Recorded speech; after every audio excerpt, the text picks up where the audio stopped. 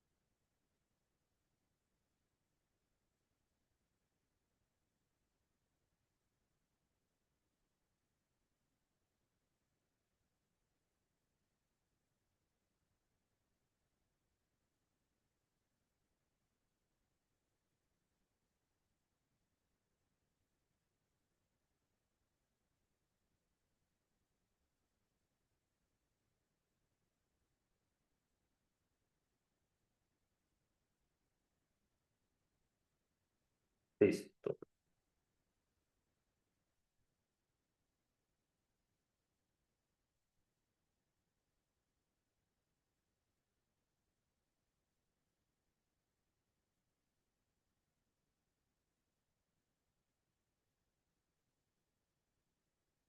Sí, señor, muy bien.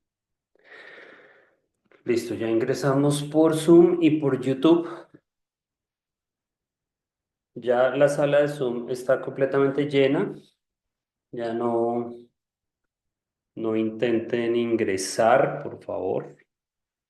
Ya les enviaron el link de YouTube. Ya veo que están empezando a entrar por YouTube. Buenas noches. Bueno, ¿desde dónde se conectan? Primero que todo. Em, Buenas noches, Nadia, desde Uruguay. ¿Desde dónde más se conectan? Doris, desde Guatemala. Jorge desde México, Lady desde Colombia, uy, a ver, alguien por ahí vi de El Salvador, Nisi desde Chile, Ale desde Costa Rica. Vamos a ver si está toda Hispanoamérica aquí. Bueno, no, toda Latinoamérica, menos obviamente Brasil. Entonces, Cristian desde Ecuador, Cecibel desde El Salvador, Julie desde Colombia. Jacqueline desde México, Costa Rica, Chile, México, Colombia, Paraguay, nos faltaba Paraguay, Karen desde Paraguay, ¿alguien de República Dominicana? Nos falta, por ejemplo, Panamá, Bolivia, Alejandra, buenas noches, Alejandra desde Bolivia. Oh, Honduras, nos estaba haciendo falta Honduras. Sofía desde Honduras. Miguel desde Argentina también nos estaba haciendo. Y Keila desde República Dominicana. Muy bien. ¿Alguien de Panamá? Por YouTube. Por YouTube está Lucía desde Bolivia. Mirna desde Paraguay. Costa Rica. Panamá, sí. Miquela desde Panamá. Muy bien. Creo que estamos ya todos. Ya estamos completos. Entonces, a ver, antes de iniciar al grupo de WhatsApp, lo primero que les enviaron fue un mensaje de advertencia, ¿no? Entonces, ese mensaje léanlo completo. Centro Europeo de Formación solamente tiene un contacto de WhatsApp y solamente un correo electrónico.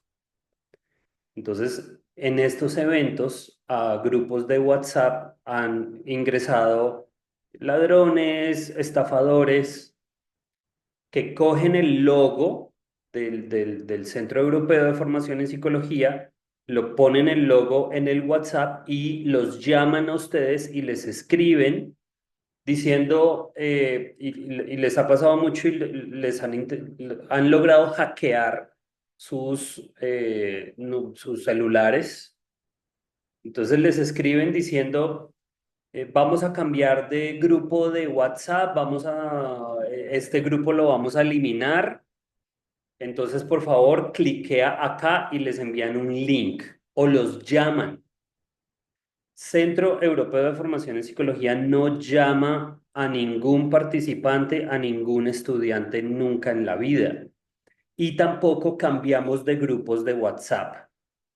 Entonces, si los llaman o les escriben, tampoco les escribimos directamente a ustedes, porque todo lo manejamos en el grupo de WhatsApp en el que ustedes ya están. No enviamos mensajes directos. Si nos escriben ustedes a nosotros, no nosotros a ustedes. Entonces tengan mucho cuidado si los llaman o les escriben, les piden datos personales, les envían un link, inmediatamente eliminen ese contacto y bloqueen ese contacto. Entonces, revisen en el primer mensaje de advertencia que les enviamos al grupo de WhatsApp en el que ustedes ya están, cuál es el número, el único número de contacto del Centro Europeo de Formación en Psicología. ¿Sí? Ese, ojalá guárdenlo y lo tienen ahí como referencia. Listo, muy bien. Entonces, la seguridad primero que todo. Ya podemos iniciar, pues es un verdadero placer tener a toda Latinoamérica acá. Quiero comenzar pues agradeciendo por tomar el tiempo de unirse a este evento. Apreciamos, sí, que hayan decidido pues invertir este tiempo, eh, en donde enriquecemos nuestro conocimiento sobre psicología clínica. Lo que nos une aquí es eso, ¿no? Es una motivación compartida por la psicología clínica y un compromiso común hacia el crecimiento, hacia la excelencia en nuestra práctica profesional. Este evento es una oportunidad única para aprender, compartir, contactarnos, y que ustedes nos permitan presentarles esta oportunidad de desarrollo de habilidades clínicas. Entonces les voy a compartir mi pantalla y vamos a empezar con nuestra presentación.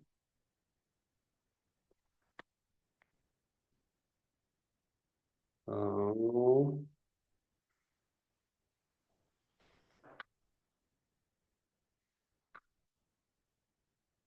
listo, muy bien.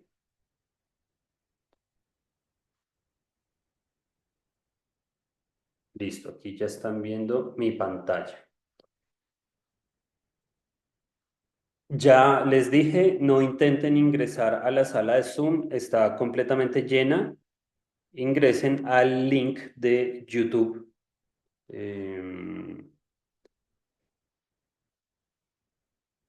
Y voy a dejar acá el chat a este lado. Sin embargo, voy a empezar la presentación y las preguntas las dejamos para el final. Es una presentación bastante densa. Hoy vamos a hablar de,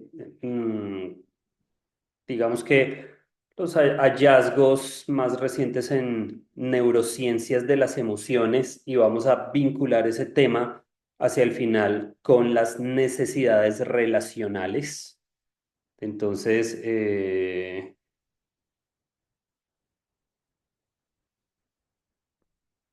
vale.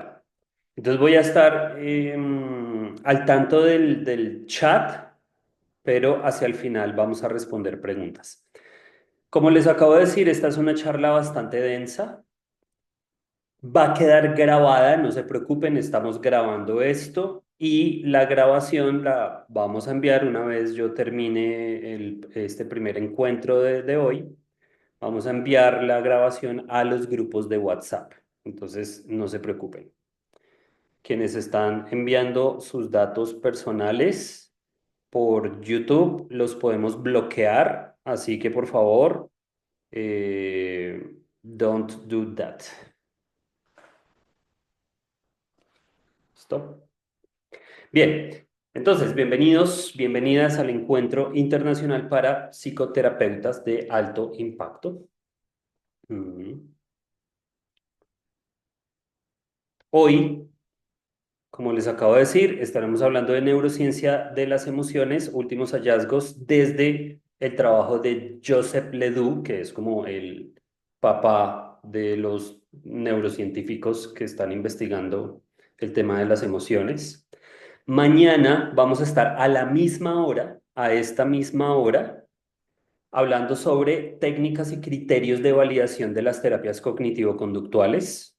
Al grupo de WhatsApp les enviaron los criterios Tolling. Los criterios Tolling son los que definen si una terapia cumple con los requisitos para llamarse terapia basada en la evidencia. Vamos a hablar sobre cómo prevenir el abandono del proceso psicoterapéutico. Muchas personas, muchos pacientes, consultantes, empiezan un proceso terapéutico y no llegan ni a la mitad y ya lo abandonan. Entonces vamos a estar hablando sobre eso también.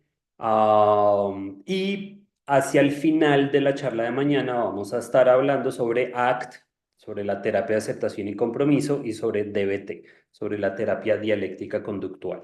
Recuerden que son 4 días de este evento. El sábado por la mañana,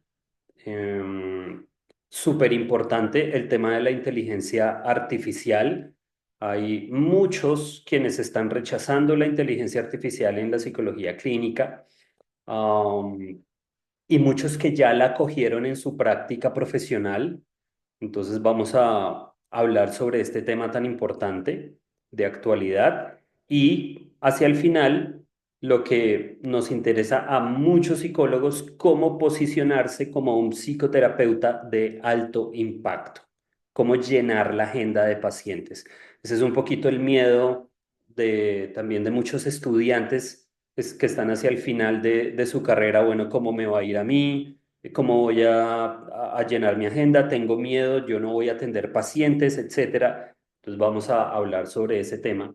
Y al final, el domingo, dejamos, digamos que lo más importante para el final, les vamos a presentar un entrenamiento en habilidades clínicas de aquí, del CFP, del Centro Europeo de Formación en Psicología.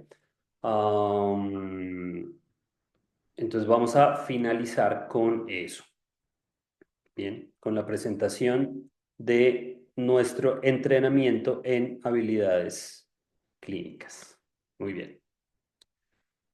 Para quienes no me conocen, mi nombre es Leonardo Prieto, psicólogo clínico. Tengo doble maestría en psicología clínica y de la salud y una maestría en sociología, que acabo de terminar y ya estoy empezando el doctorado por supuesto, en psicología. Estoy certificado, tengo una certificación en PrEP y en estrategias de prevención de la violencia en relaciones afectivas. Tengo un certificado en diseño curricular, lo cual me permitió ser el nuevo director académico del Centro Europeo de Formación en Psicología. Tengo un certificado en lenguaje corporal y lectura del rostro. Estoy certificado en terapia familiar y lenguaje verbal y no verbal. Estoy certificado en manejo creativo de las emociones. Hoy vamos a estar hablando de ese tema. Y terapias de tercera generación. Vamos a tocar temas de terapias de tercera generación, ACTI y DBT. Y también estoy certificado en terapia centrada en la compasión y psicoterapia analítica funcional. Y el último curso que acabo de terminar, un curso súper bueno que hice con Esteban Lazo en terapia experiencial profunda. Fui fundador hace como 20 años. Yo soy más viejito de lo que me ven. Hace como 20 años fundé Psicólogos Asociados de Colombia. Esa empresa creció y hoy en día es otra cosa. Y como les acabo de decir, soy el nuevo director académico del Centro Europeo de Formación en Psicología. Em, Docente invitado en varios países de Latinoamérica, conferencista y ponente en congresos internacionales de psicología, siempre intentando como estar al lado de los pioneros de la psicología en varios países, invitado a programas de radio y televisión y pues nada, súper emocionado de compartir con ustedes hoy, con toda Latinoamérica algunas de las técnicas y terapias más efectivas que he aprendido a lo largo de estos 20 años que llevo formándome como psicólogo y también 20 años atendiendo consultantes, atendiendo pacientes. Muy bien. Entonces, ya para empezar, vamos a empezar hablando sobre ecología de las emociones, ¿sí? Entonces, por supuesto, debemos revisar el trabajo de los neurocientíficos, digamos que más destacados en este tema. Por ejemplo, neurocientíficos importantes, Antonio Damasio, profesor de neurociencias, psicología y filosofía de la Universidad del Sur de California, trabaja allá. Pues ya, bueno, algunos de ustedes me imagino que ya conocen su teoría del marcador somático. Damasio investiga cómo los procesos emocionales y los sentimientos están integrados con los mecanismos de toma de decisiones. Jack Panksepp, profesor de ciencias biomédicas en la Universidad Estatal de Washington, conocido por su trabajo en la neurociencia afectiva, un trabajo muy bueno de este investigador que explora las bases neuronales de las emociones. Él introdujo el concepto de sistema de emoción primaria en el cerebro. ¿No? Sí, han investigado su trabajo. Por ejemplo, Elizabeth Phelps, que es profesora de psicología en la Universidad de Harvard. Esta mujer estudia la interacción entre la emoción y la cognición, particularmente cómo las emociones influyen en la memoria y en la toma de decisiones. También ha trabajado extensamente en el estudio de la amígdala. Am, ¿Qué más? Lisa Feldman Barrett, que es profesora de psicología de la Universidad Northwestern, conocida por su teoría de la construcción de la emoción, que sugiere que las emociones no son universales, sino construcciones del cerebro basadas en la experiencia individual y el contexto cultural. Richard Davidson, profesor de psicología y psiquiatría en la Universidad de Wisconsin. Davidson investiga la base neuronal de las emociones y cómo las emociones afectan la salud mental y física. También un tema súper interesante. Bueno, y también estudia los efectos de la meditación y otras prácticas contemplativas en el cerebro. Estos neurocientíficos, digamos que han hecho contribuciones bien significativas al entendimiento de cómo el cerebro procesa y regula las emociones, ofreciendo perspectivas muy valiosas que complementan el trabajo de Joseph Ledoux. Joseph Ledoux, el papá de todos los anteriores, el papá de los amores, es el neurocientífico más reconocido por sus investigaciones sobre las bases cerebrales de la emoción y la memoria, ¿no? Él actualmente es profesor en los departamentos de psiquiatría y psiquiatría infantil y adolescente en la New York Launch Medical Center y es fundador del Emotional Brain Institute. Y su trabajo, ya saben, bueno, quienes lo conocen, se centra en cómo el cerebro procesa el miedo y la ansiedad, destacando el papel crucial de la amígdala en estas emociones, ¿no? Entonces, Ledoux ha sido pionero en el estudio de los mecanismos neuronales subyacentes al miedo, desafiando un poco la visión tradicional de que las emociones están innatamente programadas en los circuitos subcorticales del cerebro, ¿no? Entonces, en lugar de eso, su investigación sugiere que las emociones son estados de orden superior que se procesan en los circuitos corticales, integrándose con otras señales neuronales para formar experiencias emocionales conscientes. Este, este artículo que creo que les compartimos al grupo de WhatsApp, si no estoy mal, no, bueno, si no se los compartimos, se los vamos a enviar. En este artículo que se puede traducir como representaciones neuronales distribuidas de amenazas condicionadas en el cerebro humano, investiga cómo el cerebro humano procesa y responde a estímulos amenazantes condicionados. Entonces, este sistema de amenazas es el que utiliza, por ejemplo, em, Paul Gilbert. Paul Gilbert de la Compassion Focus Therapy, para mí uno de los más grandes psicólogos actualmente. Revisen el sistema de amenazas que utiliza Paul Gilbert, muy, muy acorde con lo que dice Joseph Ledoux. Entonces, este estudio se centra en el circuito de amenaza que incluye la amígdala, el hipocampo, la corteza insular, la corteza prefrontal medial, que juegan con roles críticos en la detección y respuesta de amenazas, ¿no? Utiliza el MBPA, el análisis de patrones multivariados y datos de resonancia magnética funcional. Este estudio se aplicó en 1.465 personas, participantes, para identificar patrones neuronales distribuidos que distinguen entre señales de amenaza y seguridad. Este artículo nos ofrece, es bueno que lo revisen porque nos ofrece una visión integral de cómo el cerebro humano procesa amenazas condicionadas, ¿sí? Para quienes están trabajando con ansiedad, con trastornos de ansiedad, digamos que destaca la importancia de integrar múltiples sistemas neuronales sensoriales y cognitivos, ¿no? Entonces, las emociones se presentan a través de múltiples redes neuronales distribuidas a lo largo de todo el cerebro. Esto incluye no solo estructuras subcorticales y corticales clásicamente involucradas, como la amígdala, el hipocampo, sino también áreas sensoriales y cognitivas más amplias.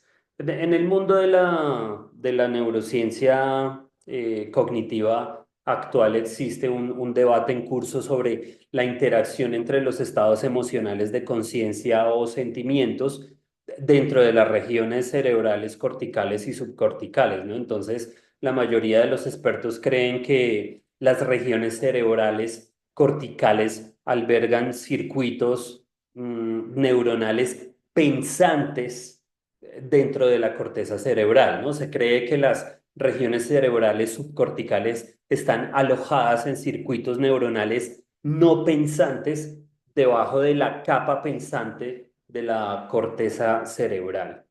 Eh, Muy bien, entonces, a ver, en Amazon Prime hay un documental muy interesante sobre Joseph Ledoux. Les recomiendo encarecidamente que lo vean. Pues aquí les presento el tráiler de ese documental. Eh, a ver,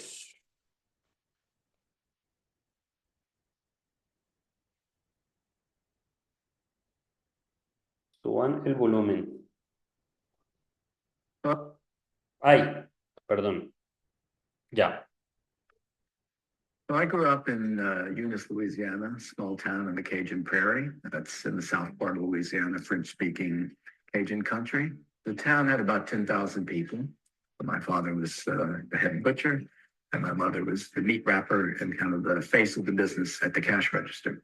My job was to clean the brains.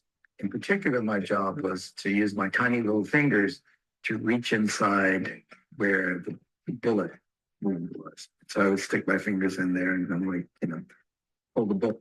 Ahí, ahí estaba diciendo que se interesó por las neurociencias desde muy chiquito cuando vivía en una granja con papá y mamá. Tenían una carnicería, entonces el trabajo de él de niño era que cuando mataban a a la vaquita la mataban de un disparo en la cabeza, entonces el trabajo de él era sacar la bala del cerebro de la cabeza de la vaquita, ¿no? Entonces ahí está contando un poco eso. People don't want to chomp down on lead and they're eating brains. Joseph Ledoux is a legendary American neuroscientist whose groundbreaking work has changed the landscape of brain research. He is a pioneer in the area of how emotion and memory work in the brain, and is also known for putting the amygdala in the spotlight. He is a best-selling author and the go-to expert on fear and anxiety. But not only is Ledoux a world-renowned scientist, he is also a musician, songwriter, performer, and recording artist.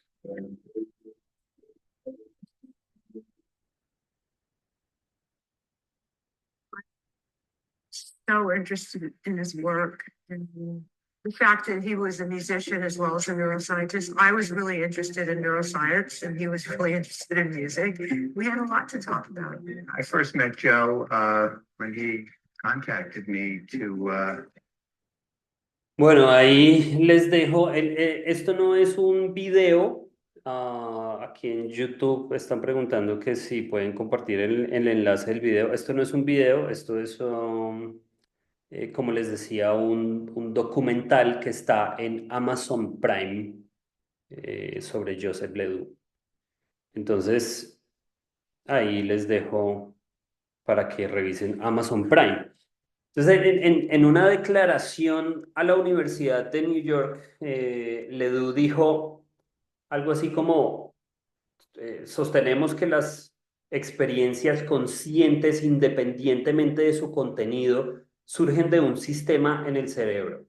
En concreto, las diferencias entre los estados emocionales y no emocionales son los tipos de entradas que procesa una red cortical general de cognición, ¿sí? Una red esencial para la experiencia consciente. Entonces, algunos psicólogos cognitivos creen que erróneamente, sí, estas son perspectivas muy antiguas, creen que las emociones humanas están programadas de manera innata en las regiones subcorticales del cerebro y que funcionan de manera independiente de los circuitos cerebrales corticales. En base a esta suposición, los estados emocionales suelen ser tratados de manera diferente a los cognitivos y no es así. Un estado emocional no es diferente de una cognición. Entonces, después de revisar una amplia gama de estudios existentes sobre cognición y emoción, Ledoux y su amigo Brown, compañero de investigación Brown, concluyen que la arquitectura de las emociones tiene más que ver con el proceso que con la estructura cerebral. Ellos sostienen que las emociones y la cognición son tipos de información procesadas en última instancia por circuitos corticales en la corteza cerebral o red cortical general de cognición, que se conoce como la teoría de orden superior de la conciencia. Eh, la idea principal de uno de los libros más recientes de Joseph Ledoux, que ese sí estoy seguro este libro se los enviamos al grupo de WhatsApp, es que para entender qué es un ser humano, resulta necesario reconocer que nuestra existencia se compone de cuatro realms o reinos, como él los llama, interrelacionados. El biológico, el neurobiológico, el cognitivo y el consciente. ¿Sí? Entonces, en lugar de apoyarnos en conceptos tradicionales antiguos y a menudo problemáticos, ¿no? Conceptualmente como el yo o la personalidad, Joseph Ledoux propone un marco conceptual que sitúa la esencia de ser humano en la integración y dinámica de estos cuatro ámbitos, cuatro realms, cuatro reinos, ¿no? Entonces, en cuanto al reino biológico, todos los organismos vivos, incluidos los humanos, comparten una base biológica. Sin la vida a nivel celular y los procesos fisiológicos básicos, pues no podríamos sostener ninguna función más compleja. ¿Sí? El cuerpo no es solo un contenedor del cerebro, sino que sus procesos vitales influyen en el funcionamiento general, desde el metabolismo hasta la respuesta a los estímulos. En el reino neurobiológico, los humanos, como otros animales, evolucionaron para contar con un sistema nervioso que permite respuestas automáticas y coordinadas a nivel corporal. Este reino se encarga de las funciones que, aunque muchas veces se ejecutan de forma no consciente, son esenciales para la supervivencia, como la regulación de los sistemas internos y la ejecución de respuestas rápidas ante estímulos ambientales. En el nivel del reino cognitivo se desarrollan habilidades superiores como el pensamiento, la planificación, la resolución de problemas, la elaboración de modelos mentales del entorno. Entonces, la capacidad cognitiva permite interpretar información proveniente tanto del entorno externo como del interno, facilitando la adaptación y la toma de decisiones. Y en el nivel del reino consciente se refiere a la capacidad de tener experiencias conscientes, es decir, de experimentar el mundo y uno mismo sí, experimentarse a sí mismo de manera subjetiva. Entonces, Ledoux destaca cómo a través de la conciencia los seres humanos no solo responden al mundo, sino que también construyen narrativas para comprender quiénes son, por qué por qué yo me comporto como me comporto, ¿no? Entonces, este proceso es fundamental para la identidad. Bueno, él dice autoidentidad, eh, pero a diferencia de concepciones tradicionales, se integra en la complejidad de los tres reinos, ¿no? Este reino consciente.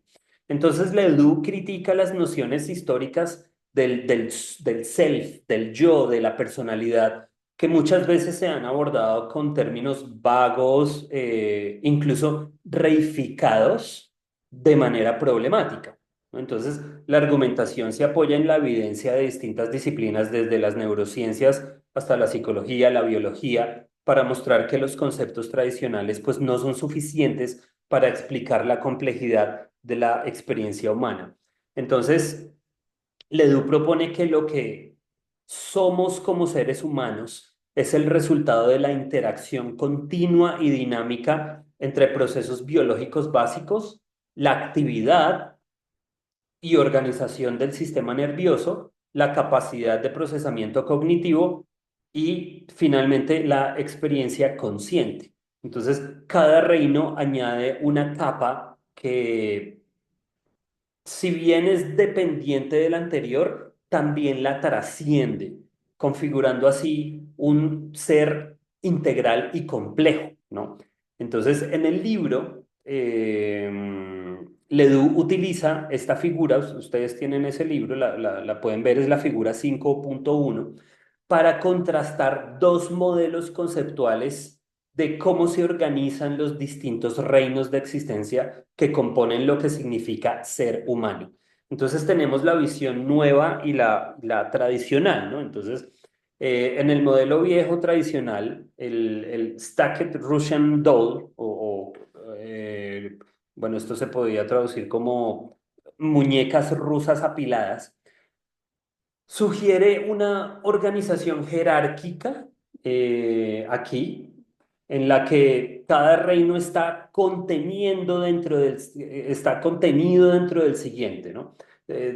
¿sí? De manera secuencial. Entonces, el reino biológico se encuentra en el interior, el neurobiológico lo envuelve, el cognitivo contiene al neurobiológico y finalmente el consciente encierra a los otros tres. Este enfoque implica una separación unidireccional entre los niveles, ¿sí? Y estructural, en el sentido de que cada nivel se explica principalmente eh, en su propia función, ¿sí? Sin conectar con los otros, ¿sí? Sin reconocer plenamente la interacción recíproca y la codependencia dinámica entre ellos.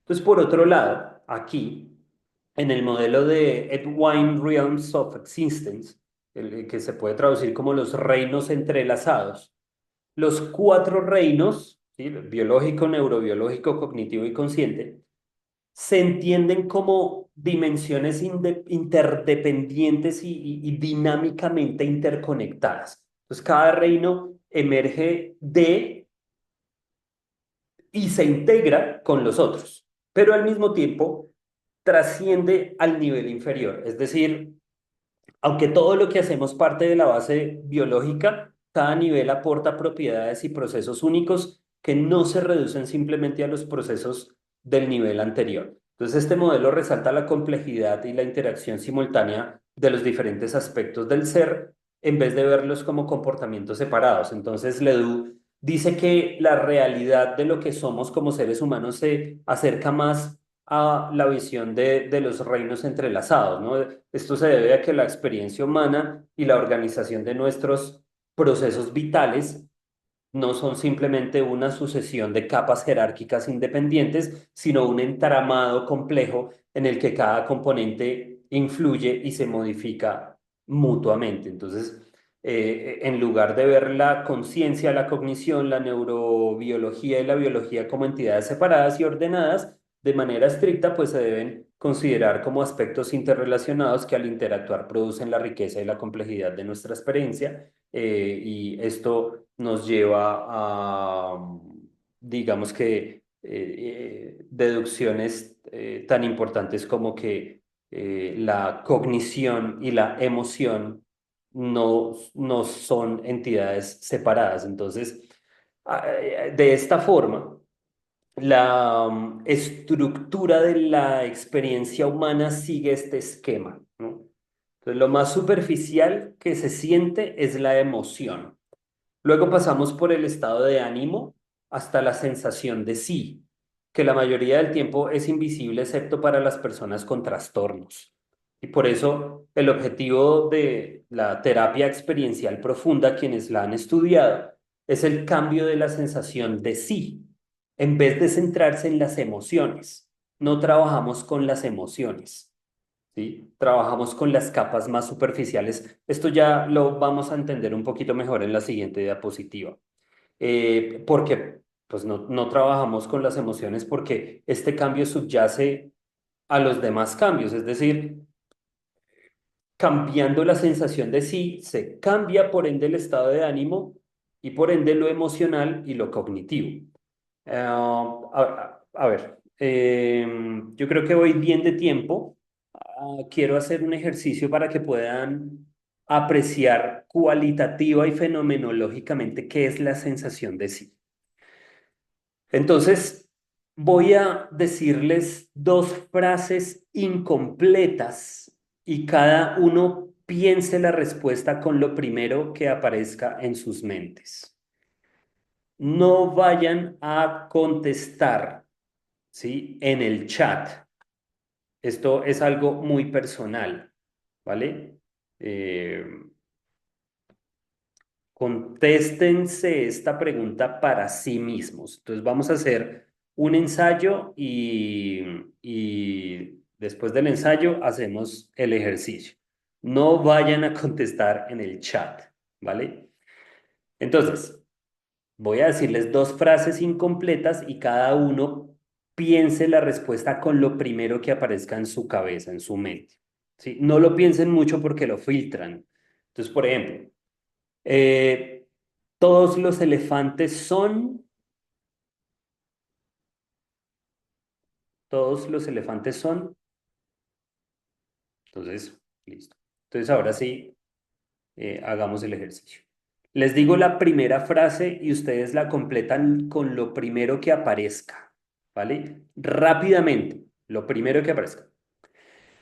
En el fondo siempre me siento,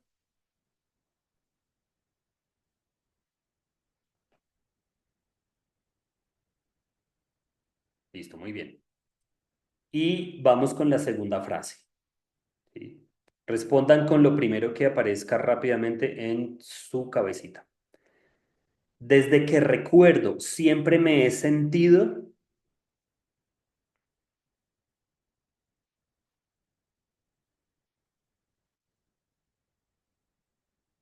Identifiquen la cualidad emocional de su sensación de sí. Esa respuesta que escribieron, que pensaron, es pletórica, es buena, es gratificante o es dolorosa. Si es buena, si es pletórica, entonces ustedes son de esos privilegiados, ¿sí? Que han tenido relaciones primarias vinculares nutricias y probablemente relaciones vinculares posteriores bastante buenas. Si por el contrario se han sentido, respondieron como débiles, feos, pequeños, incompetentes, quizás pertenecen a la mayoría de gente que hemos tenido problemas en nuestras relaciones vinculares primarias y posteriores. Entonces, esa sensación de sí que subyace a su experiencia emocional, ¿sí? O sí, que también es subyacente de la experiencia cognitiva, es lo que determina la manera en que se vinculan con otros. Quien se siente débil no se va a sentir motivado a enfrentar desafíos que cree que no puede afrontar y por tanto mantiene su debilidad. Quien se siente feo, poco atractivo, no se ve motivado a acercarse a alguien que le atrae y por eso se aísla. Entonces, al no valorar su propia necesidad, ya vamos a hablar de necesidades relacionales, pues mantiene su síntoma. Entonces, la sensación de sí es el núcleo del problema, ¿sí? Lo que está por debajo de la emoción y la cognición, y es lo que hay que transformar para provocar cambios profundos en el consultante, en el paciente. Y esto se hace entendiendo la ecología de las necesidades relacionales. Entonces, miremos las necesidades relacionales. Miremos cómo se vinculan las necesidades relacionales con las emociones primarias básicas. Entonces, aquí en la capa inferior tenemos necesidades de afecto, respeto, protección, etc. La siguiente capa es la capa de las emociones básicas o algunos las llaman necesidades primarias, ¿sí? Primarias y secundarias. Entonces, ¿cuáles son las necesidades? Perdón, las emociones. ¿Cuáles son las emociones básicas? Tristeza, miedo, ira y alegría, ¿vale? Pues la alegría no la ponemos aquí porque pues nadie va al psicólogo diciendo, oh, qué feliz me siento. Entonces, hay dos emociones básicas puras y dos emociones básicas mixtas. La alegría y la tristeza son emociones básicas puras. No se pueden sentir una y otra a la vez, ¿vale? Toda emoción tiene una tendencia de acción. ¿Cuál es la tendencia de acción de la alegría? Expandirse. Ustedes cuando están alegres, por ejemplo, piensen que se ganaron la lotería, se ganaron el loto, el baloto. Lo primero que hace su cuerpo es erguirse y expandirse, ¿no? Y se expande también metafóricamente, ¿no? Porque entonces yo voy y le cuento a mi mejor amigo y a mi familia a la que confío que me gané la lotería y que somos millonarios, ¿no? Entonces esa es la alegría. La tristeza, por el contrario, la tendencia de acción es replegar al cuerpo y dejarlo quietico, ¿sí? Por eso cuando estamos tristes no nos dan ganas de levantarnos de la cama, porque la función, la tendencia de acción y la función de la tristeza es recuperar fuerzas para recuperar lo que perdí. Toda emoción se siente en una situación específica. Entonces la alegría se siente cuando se gana algo, o cuando se aprovecha un recurso en desuso. Por ejemplo, no sé, tenía el carro varado hace meses ahí en el garaje porque se me varó y ningún mecánico lo pudo arreglar. Entonces vino, no sé, vino mi tío que es mecánico y me lo arregló. Después de meses de no utilizar el carro, ya lo pude utilizar otra vez y me siento alegre, ¿no? Entonces la alegría se da en contextos de ganancia. Por ende, la tristeza se da en contextos de pérdida. Cuando yo pierdo algo, cuando me roban el carro, cuando pierdo a mi pareja y terminé esa relación que era significativa para mí, cuando muere alguien querido. Entonces esas situaciones de pérdida activan la tristeza y la tristeza repliega el cuerpo para dejarlo quieto, para recuperar fuerzas, ¿sí? Para tener energía después y recuperar lo que perdí. Entonces, perdí una pareja, terminé con mi pareja, entonces me siento triste y después de que pasa la tristeza, entonces voy, inicio una nueva relación sentimental. Me robaron el carro, entonces me pongo triste y eso sí se combina con ira y otras cosas. Y después de esa tristeza, voy y vuelvo a trabajar para comprarme un nuevo carro. Entonces, esas son las emociones básicas puras y su tendencia de acción y su función, ¿sí? La, eh, y las otras dos emociones básicas son mixtas. Y ahí estamos hablando del miedo y la ira. Entonces, el miedo empieza siendo sorpresa. Por ejemplo, yo voy caminando, eso lo explica Joseph Ledoux en uno de sus artículos, donde hay un dibujito de un hombre caminando y ve una serpiente. Entonces, primero no identifica el ojo, la serpiente como estímulo del ojo no identifica muy bien el estímulo y inmediatamente eso pasa vía tálamo, etcétera, y el cerebro se sorprende. Entonces la persona se queda sorprendida y en milésimas de segundo enfoca la vista y se da cuenta que es una serpiente y entonces ahí la sorpresa pasa a ser el miedo. Y el miedo, pues la tendencia de acción es la evitación o el escape. Entonces la persona se queda o paralizada o escapa corriendo, ¿vale? Entonces por eso es mixta. De la sorpresa se pasa al miedo. Y la ira, la base de la ira es el asco, ¿no? Entonces, todo lo que es ira empieza siendo asco, ¿sí? Lo que hace la evolución es coger unas cosas que ya están ahí para utilizarlas en nuevos contextos y eso es lo que se llama eh, economía conductual, ¿no? Entonces, entonces muy bien. Entonces, eh, sorpresa, miedo, asco, ira son necesidades, son emociones básicas mixtas. ¿Cuál es la tendencia de acción del miedo? Ya lo dije, evitación o escape, y la tendencia de acción de la ira, la rabia, la ira, pues es proteger mi espacio vital. Esas son las emociones básicas o primarias y arriba están viendo la siguiente capa. La siguiente capa son las emociones secundarias.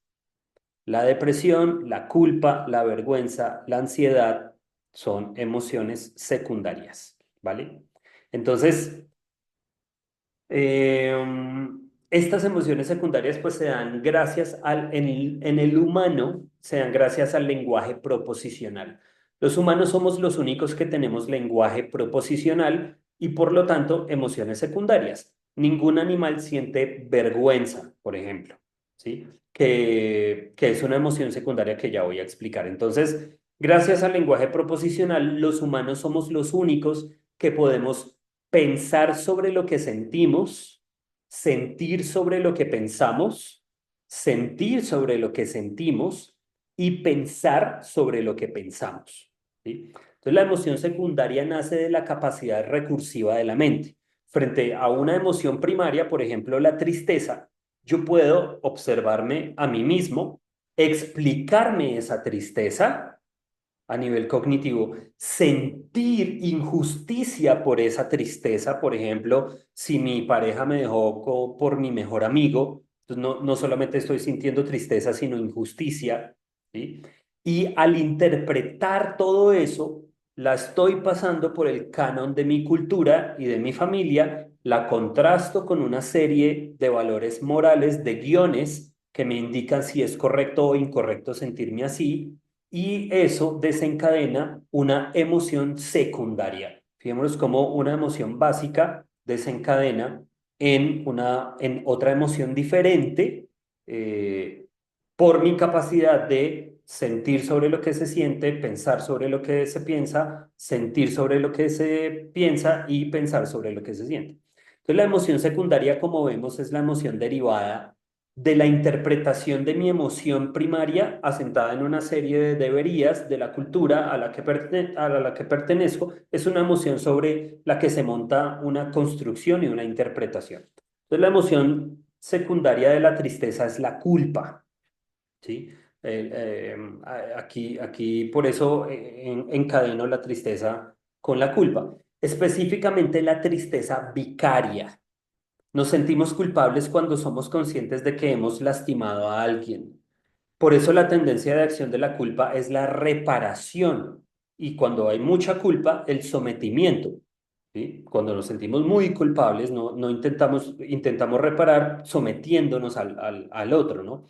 Y la vergüenza, que es una emoción importante transversal a trastornos psicológicos graves como la culpa, se encuentra la vergüenza en trastornos como el trastorno límite de la personalidad, y en suicidios, si ustedes siguieron el suicidio de Kurt Cobain, la vergüenza formó parte fundamental del suicidio de Kurt Cobain, el vocalista de Nirvana. Entonces, la vergüenza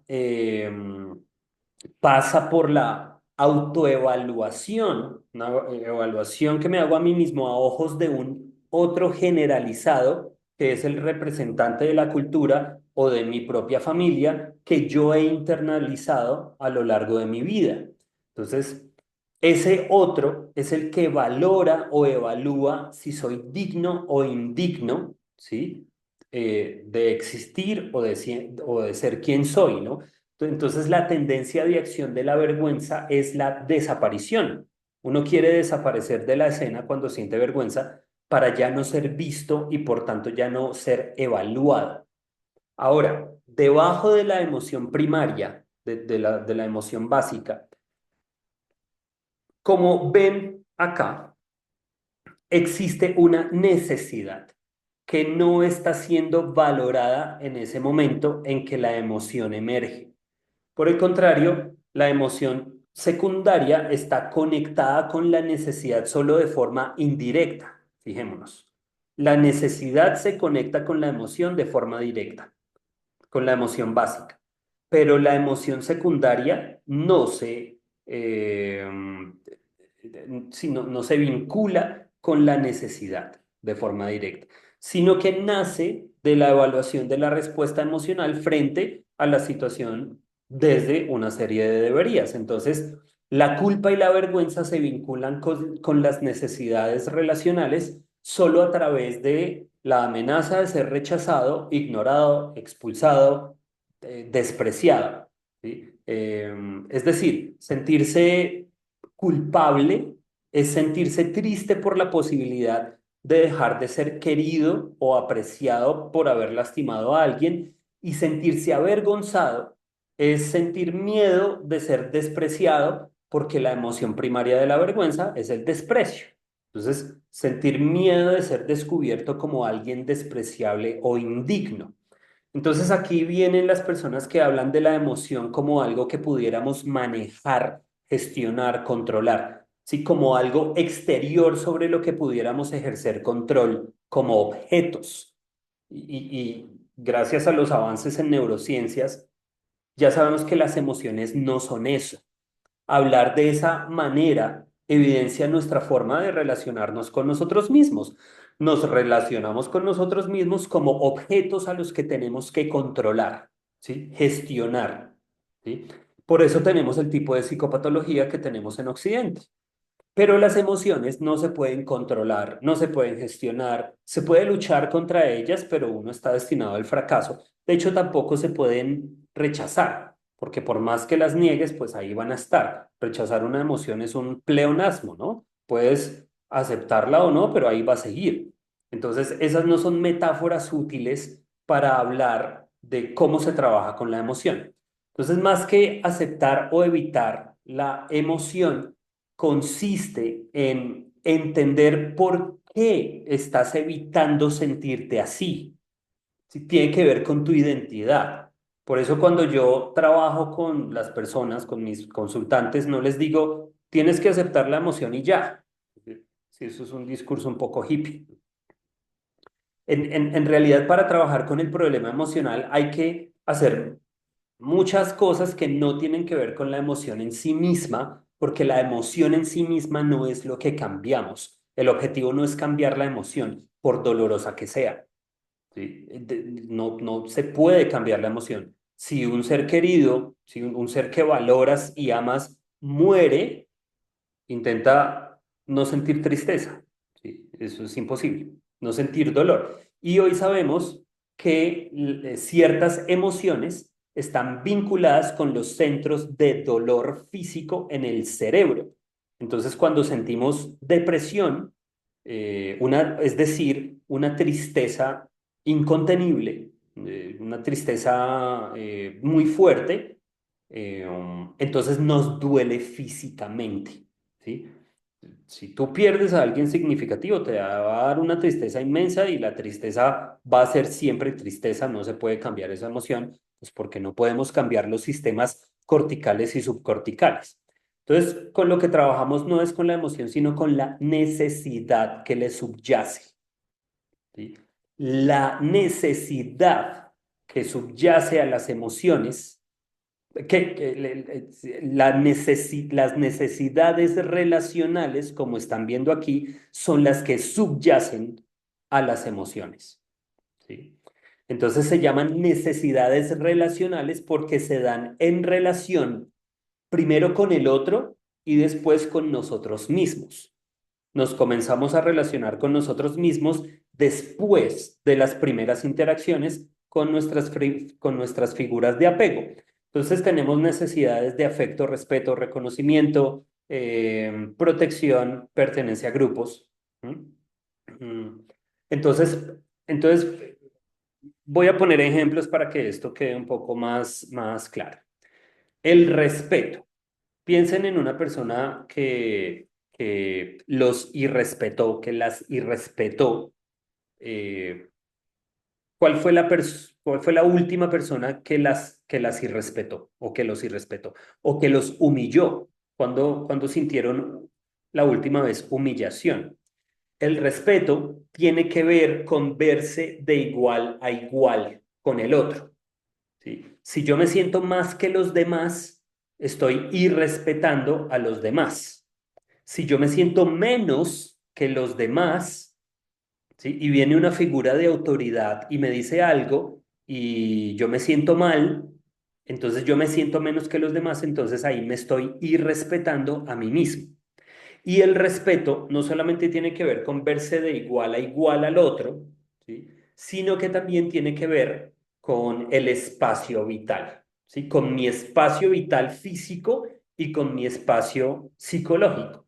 Entonces alguien viene y me dice, usted sí que es bruto, usted mire, no sirve para nada, otra vez sacándose calificaciones bajitas y tal, ¿sí? Entonces me está, no solamente me está haciendo sentir bastante mal, sino que está invadiendo mi espacio psicológico. Entonces, ese irrespeto activa la ira. La ira es muy buena porque la ira nos protege de la humillación y el irrespeto. Entonces, fijémonos cómo el irrespeto y la humillación activa la ira. ¿vale? Entonces nosotros no trabajamos con la ira, sino con sentirnos respetados y con poner límites. ¿M? Porque siempre que nos humillen o nos irrespeten, siempre la ira nos va a proteger de esa humillación o de ese irrespeto. Entonces la ira no la podemos cambiar, ¿sí? Lo que cambiamos son las situaciones de respeto y humillación. En la medida en que yo me sienta respetado a mí mismo y respete a los demás, la ira no tiene por qué activarse, ¿vale? La protección. ¿Sí? Y esta es otra necesidad. Entonces, como les digo, ¿no? Tenemos necesidades básicas y necesidades relacionales. Necesidades básicas, el aire, respirar, el alimento, el agua, el líquido, etcétera. Y necesidades relacionales porque se dan en relación conmigo mismo y con los otros. Entonces, la protección es una necesidad. Cuando yo no me siento protegido en mi lugar seguro, me da miedo, ¿vale? Ya hablamos de la vergüenza y el miedo sostenido en el tiempo provoca problemas de ansiedad. Entonces, yo llego a mi casa es mi sitio seguro y cuando llego a mi casa tengo un padre alcohólico que llega 5 de 7 días de la semana borracho a gritar, a pegarme a mí y a pegarle a mis hermanos y a maltratar a mi mamá. Entonces, en mi lugar seguro, yo estoy sintiendo mucho miedo, ¿vale?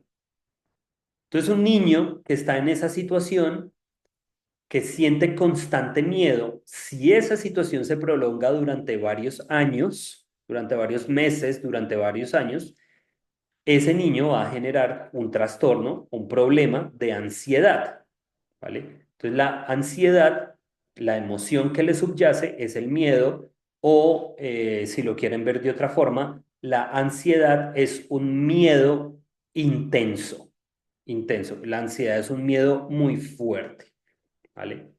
Entonces, en la medida en que yo no me sienta protegido en mi lugar seguro, me va a dar miedo.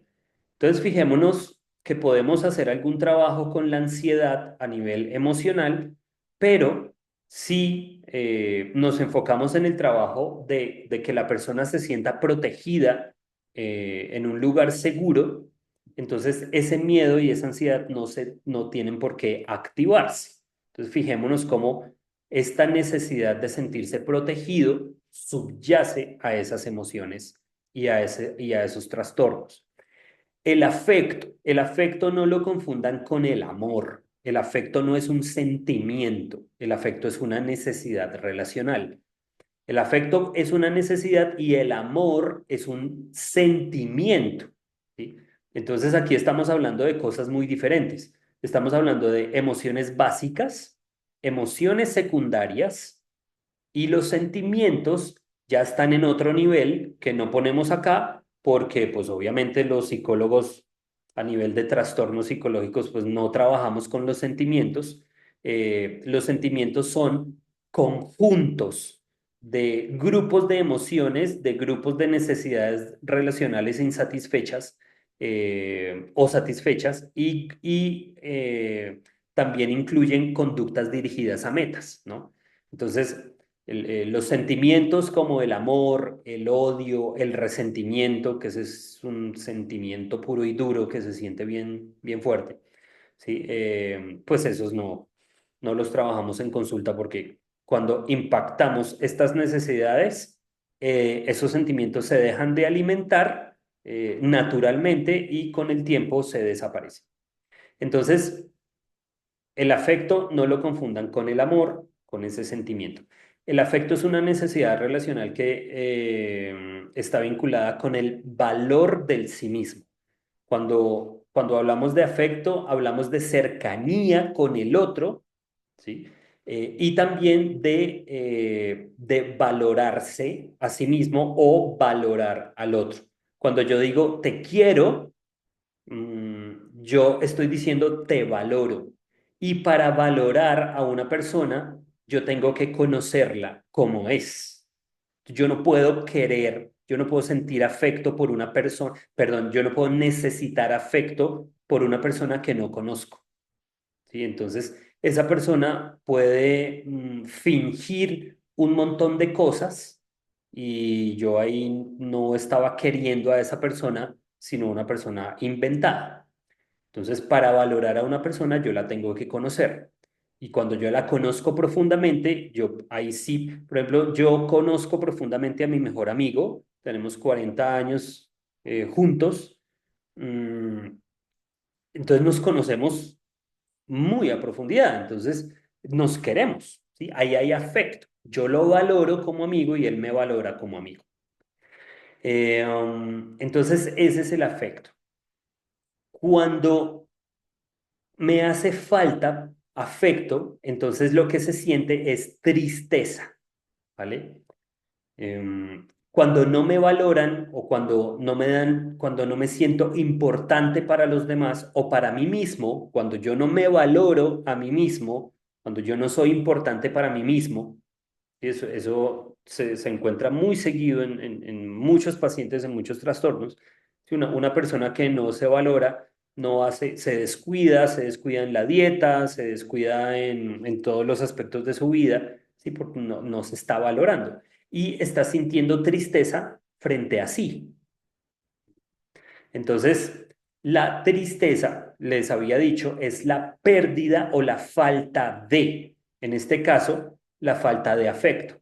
¿Sí? Si yo nazco en un núcleo familiar en donde mi papá me abandonó, entonces el abandono de papá genera una tristeza tan fuerte que la persona intenta controlar la emoción, intentando olvidar la situación o menospreciando la función del papá. Entonces, mi papá nunca fue importante en mi vida, yo no siento absolutamente nada por él, qué bien que me haya dejado porque sé que es un alcohólico, entonces no me dio ese ejemplo y tal. Y debajo de esas palabras hay una tristeza oculta bastante fuerte o una depresión oculta, ¿no? Entonces, mi papá me abandonó, entonces se va a sentir una tristeza bien fuerte y mi mamá no me quiere. Pienso que mi mamá no me quiere. Entonces, mi mamá está en el trabajo, estoy a cargo de mis hermanos, me regaña cuando mis hermanos no hacen las tareas, me regaña cuando saco bajas calificaciones, entonces siempre me da unas muendas terribles y me regaña y lo único que hace es regañarme, no va a mis entregas de notas, no va a los partidos de fútbol. Entonces mi mamá no me quiere, es decir, no me valora. Entonces la falta de, estando mi mamá ahí, la falta de afecto va a generar tristeza, ¿vale? Entonces, bueno, ya hablamos de la culpa y la tristeza. Si esa situación se prolonga, si esa persona no se siente valorado por otros, no va a aprender a valorarse a sí mismo y entonces esa tristeza se va a convertir en una depresión. Igual que la ansiedad, la base emocional de la depresión es una tristeza bien fuerte o como lo quieran ver, una depresión es una tristeza intensa, ¿vale? Entonces fijémonos que si vinculamos a esta persona afectivamente con su mamá, entonces hay asunto arreglado, entonces ya me doy cuenta que mi mamá sí me quiere, sí me valora, me ama y entonces ahí ya no se siente tristeza y por ende yo aprendo a valorarme a mí mismo, me comienzo a cuidarme a mí mismo y ya por ende esa tristeza ya no tiene por qué sentirse. Lo mismo con el reconocimiento es súper importante como necesidad relacional y tiene que ver con la gratificación del logro, el logro. Entonces, esos niños que, que sus padres les dicen, usted, bruto, otra vez con malas calificaciones, usted no va a servir ni para barrer las calles, ¿sí? Pero cuando el niño llega a la casa con buenas calificaciones, ese papá le dice, ese es su deber. Lo único que usted tiene que hacer es estudiar. No le está dando el reconocimiento que sí se merece a ese niño.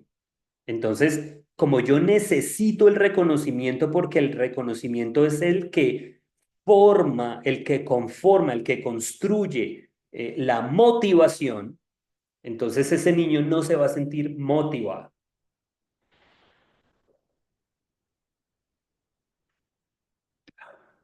Segundo refresco mi gargántica. Entonces la falta de, entonces otro papá, yo soy papá, yo tengo dos hijos. Yo no le digo a mi hija que es la más inteligente del mundo, ¿sí? Porque le pongo expectativas súper altas, ¿no? Yo le digo que es inteligente. ¿M? Entonces, cuando ella viene y me muestra sus dibujitos, yo le digo que quedaron muy lindos. Y cuando ella me viene y me muestra su vestidito y me dice que es una princesa, sí, claro, parece una princesa porque mi hija sí que es una princesa. No mentiras. No mentiras. Entonces, yo reconozco los logros que vienen a presentarme mis hijos. Ahí les estoy enseñando cómo sentirse motivados, cómo motivarse. Estos niños, ¿sí? Aprenden eso y en el futuro se aprenden a automotivarse. Entonces no necesitan de adultos el reconocimiento de los otros, porque pueden reconocer, ¿sí? Sus logros y sus fallas, ¿vale? Y no se dan duro con sus fallas. Cuando cometen errores, valoran el error. ¿Sí? Por el contrario, los padres que no reconocen a sus hijos, ¿sí? Usted, ese es su deber, es, usted tiene que estudiar, es lo único que usted tiene que hacer, mire, bruto otra vez cometiendo brutalidades. Entonces, ese niño no reconocido tiene dos caminos y lo que se dispara ahí es una emoción secundaria que conocemos como decepción. Decepcioné a mis papás y y me siento decepcionado conmigo mismo, soy una decepción. Entonces, esa persona siempre coge por dos caminos. El esfuerzo y la tendencia, y la tendencia a sobreesforzarse y la tendencia al perfeccionismo o no hacer absolutamente nada con su vida. ¿Sí? Entonces, ¿yo para qué me esfuerzo si no me siento motivado a nada? Si mis papás no me reconocieron, mis maestros no me reconocieron, nadie me reconoce.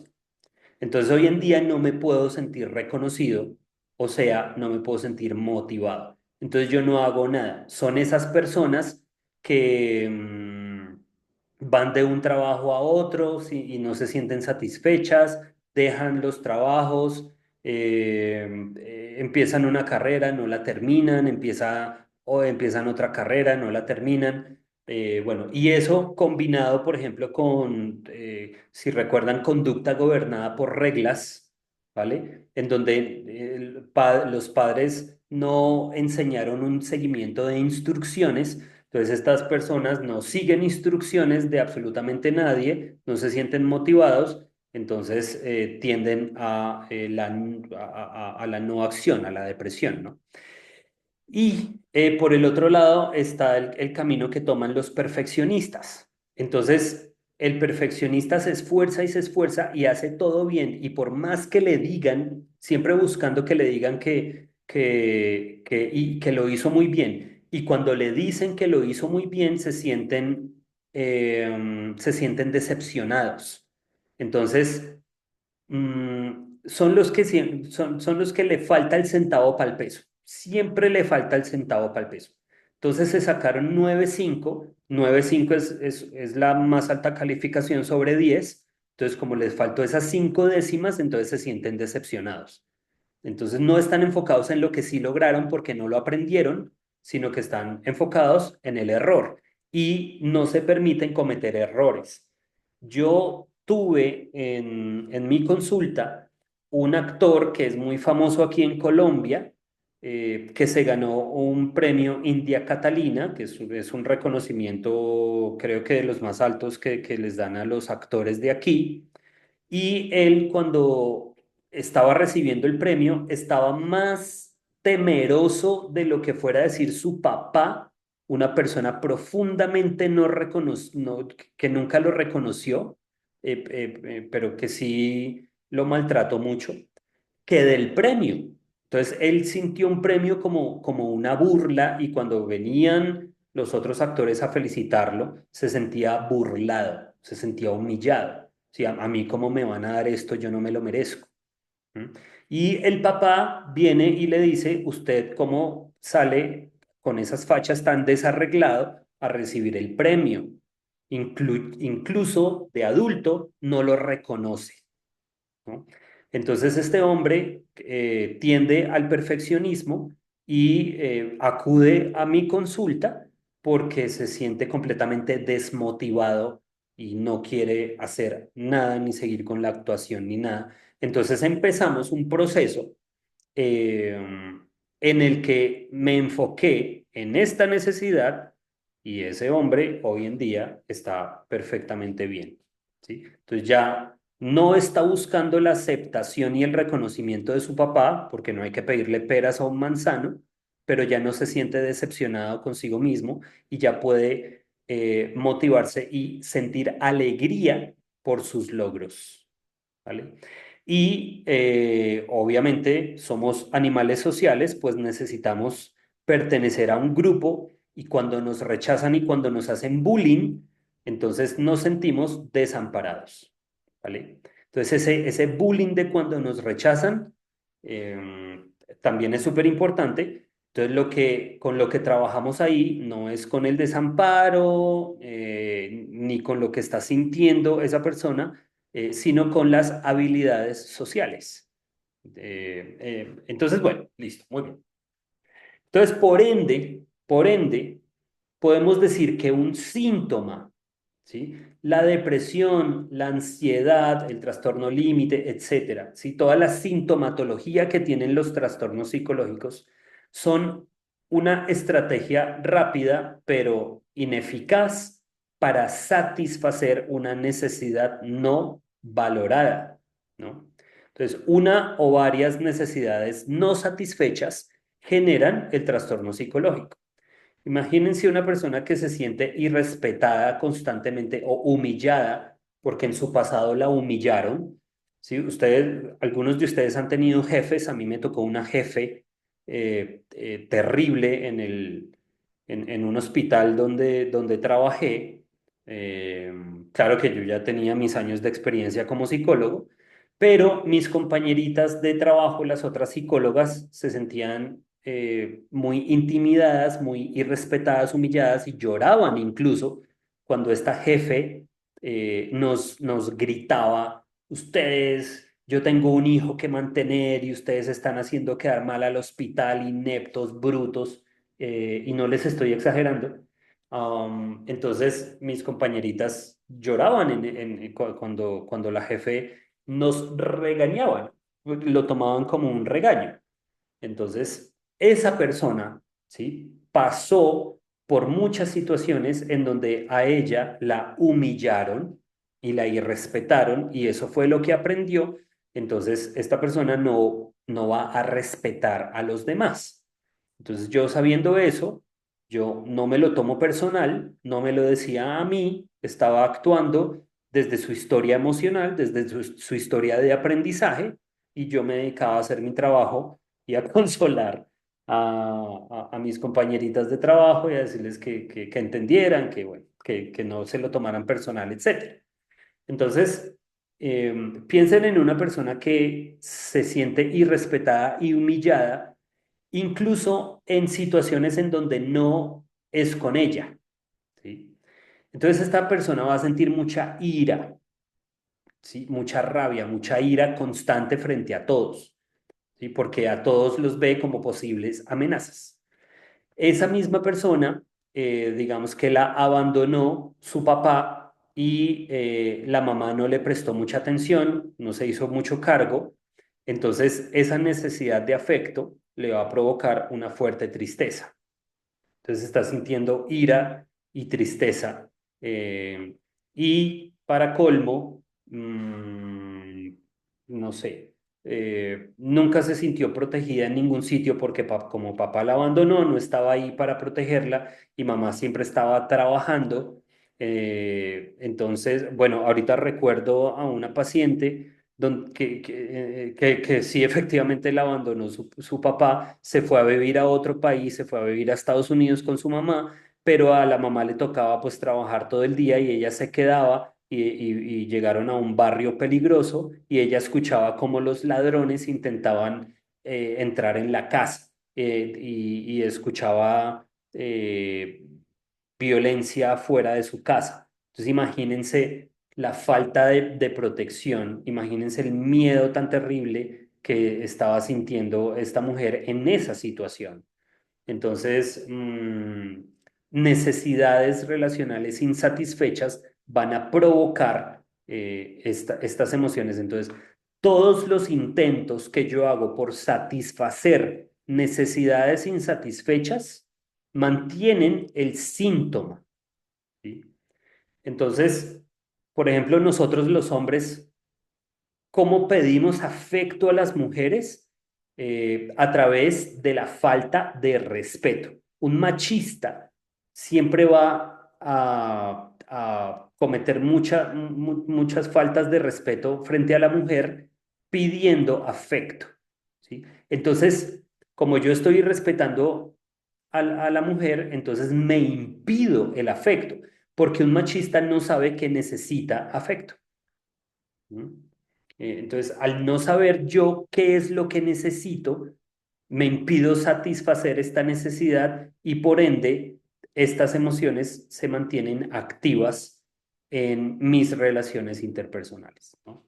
Entonces, la relación entre la necesidad y la emoción se da cuando la necesidad se presenta, es decir, cuando en una interacción con alguien emerge una necesidad. Esa necesidad se percibe a través de la emoción que suscita. Entonces, toda emoción aparece porque debajo hay una necesidad que no está siendo satisfecha y la emoción solo deja de sentirse cuando la necesidad se valora. O sea, que cuanto más infravalorada esté la necesidad, más intensa es la emoción. Si en una relación de pareja yo me siento respetada, no siento ira. Si me siento protegida, no siento miedo, no siento ansiedad. Si me siento querida, amada, pues no voy a sentir tristeza, ¿no? Entonces, estas necesidades que se manifiestan continuamente en cada interacción con otros, como vimos, pues pueden conducir a ser reconfirmadas o valoradas o desconfirmadas o infravaloradas. Entonces, desde el punto de vista de la salud mental, pues se debe la salud mental se debe al ser capaz de valorar o reconocer una necesidad. Porque si no se logra reconocer la necesidad, tampoco se puede satisfacer. ¿Sí? Nadie te puede dar lo que tú no crees que mereces.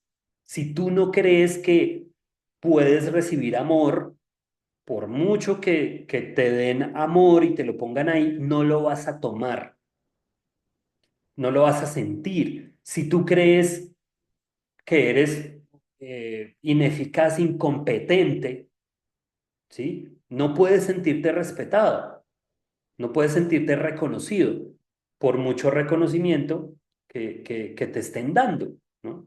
Entonces, sí, o más bien, podemos llegar a deducciones tan interesantes como que la única razón por la que hacemos las cosas en la vida es por las necesidades, ¿no?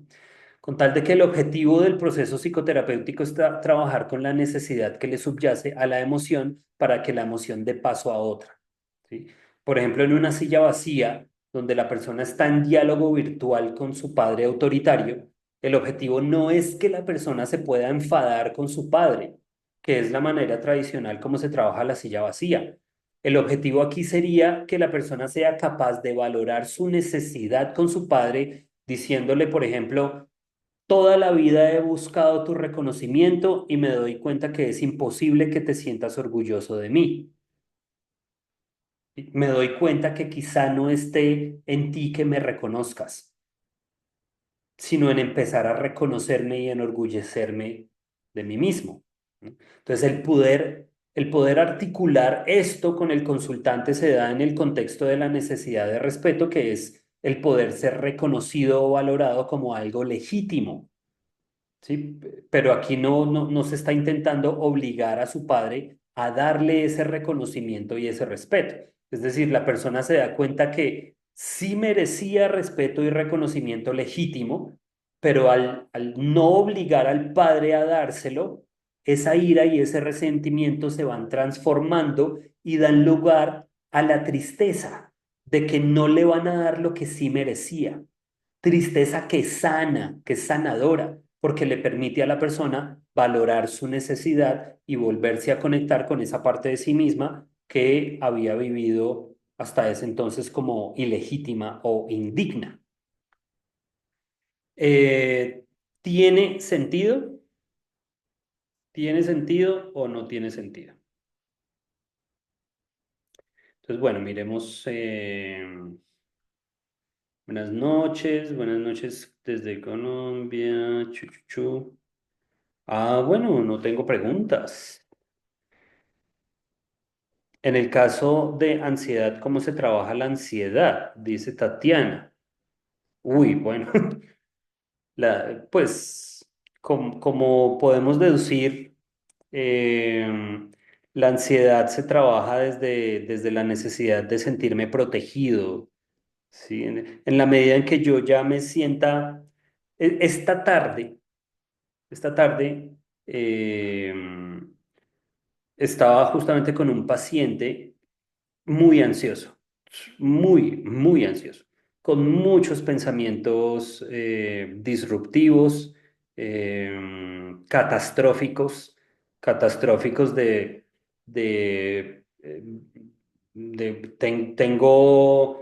tengo este vaso en la mano y pasa mi hija y se lo voy a tirar, pero yo amo a mi hija, pero ¿qué tal si se lo tire y le haga daño a mi hija? Etcétera.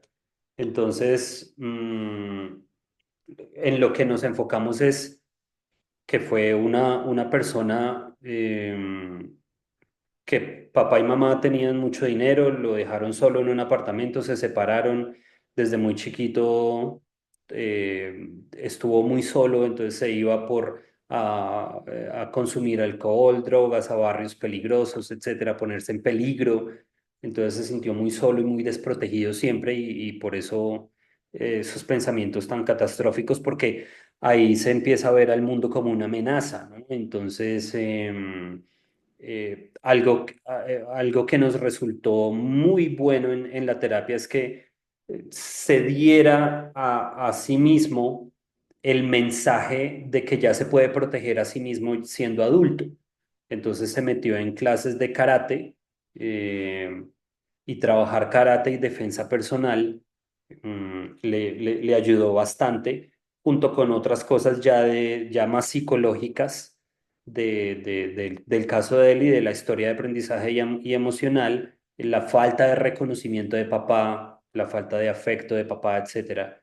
Entonces aquí se hizo un muy buen trabajo y en la sesión de hoy presentó muchas mejorías muy significativas. Entonces la ansiedad le bajó de tener ataques de pánico, eh, incluso hasta 2 ataques de pánico por semana. Ya lleva varias semanas sin tener ataques de pánico. Entonces, sí, la ansiedad se trabaja desde ese sentirse protegido, ¿no? Protegido y ya no ver al mundo como una amenaza, pero pues obviamente va a depender de las particularidades del caso, ¿no? Como terapeutas, ¿cómo mostramos la necesidad del paciente? Cómo nos aproximamos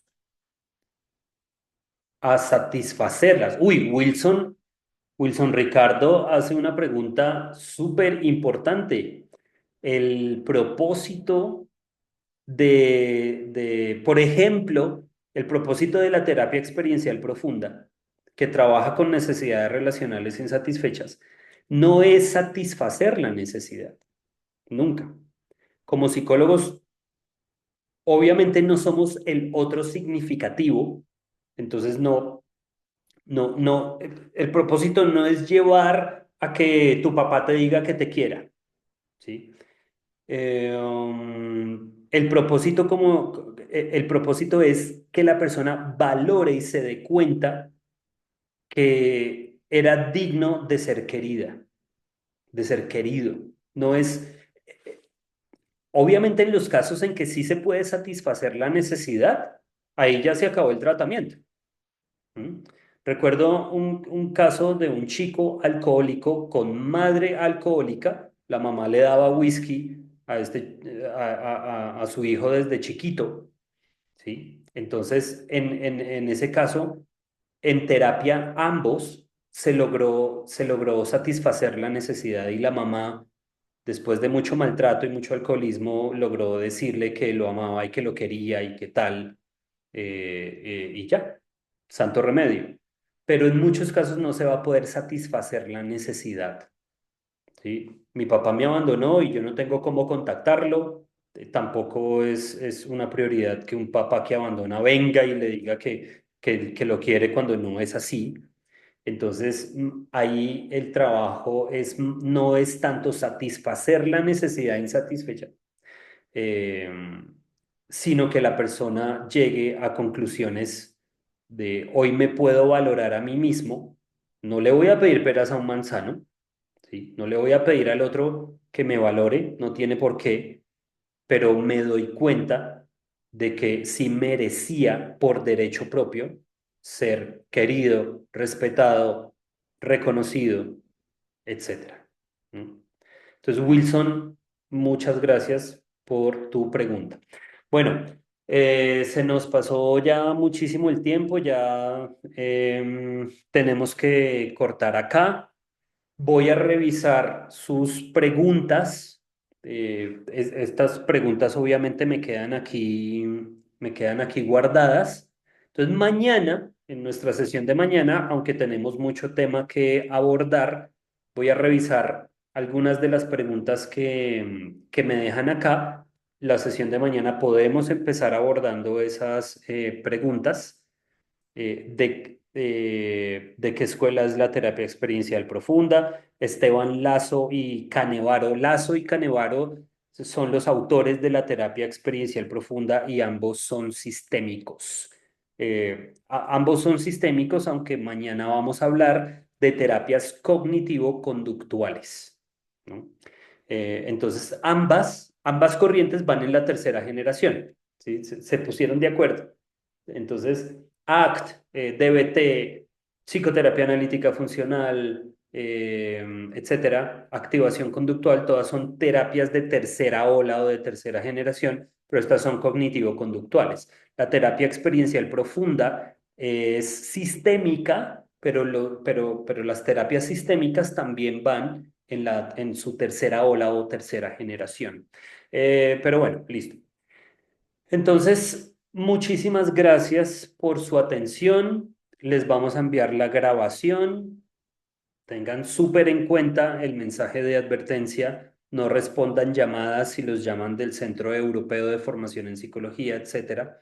Y están pendientes al grupo de WhatsApp donde vamos a volver a enviar el link de YouTube y de Zoom de nuestra charla de mañana.